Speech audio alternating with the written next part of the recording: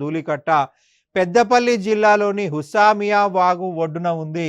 ఇక్కడ శాతవాహన కాలం నాటి బౌద్ధ స్తూపాన్ని వివి కృష్ణశాస్త్రి వెల్లోకి తీసుకురావడం జరిగింది. వివి కృష్ణశాస్త్రి ధూళికట్ట పెద్దపల్లి జిల్లా అని చెప్పాల్సి ఉంటుంది. ఇక్కడ ప్రముఖ బౌద్ధ స్తూపము బుద్ధుడి అవశేషాల పైన కట్టబడ్డ దాన్నే మనం బౌద్ధ స్తూపం అని చెప్పేసి అంటాం.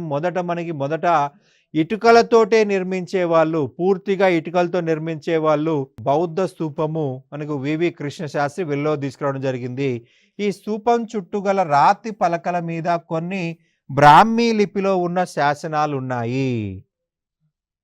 బ్రాహ్మీ లిపిలో ఉన్న శాసనాలు ఉన్నాయి. ధూళికోట, ధూళి అంటే ఏంటండి? మట్టి.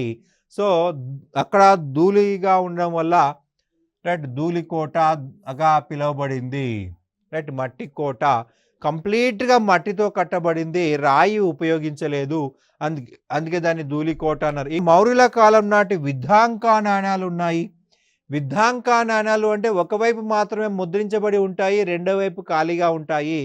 మనకి ఆధునిక చరిత్రలో మనకు రెండు వైపులా ముద్రించడం అనేది ఉంటుంది, కానీ ప్రాచీన చరిత్రలో ఒకవైపు మాత్రం ముద్రిస్తారు, ఒకవైపు పంచ్ చేస్తారు. సో అందుకే విద్యాంక నాణ్యాలు అని చెప్పి చెప్పడం జరుగుతుంది.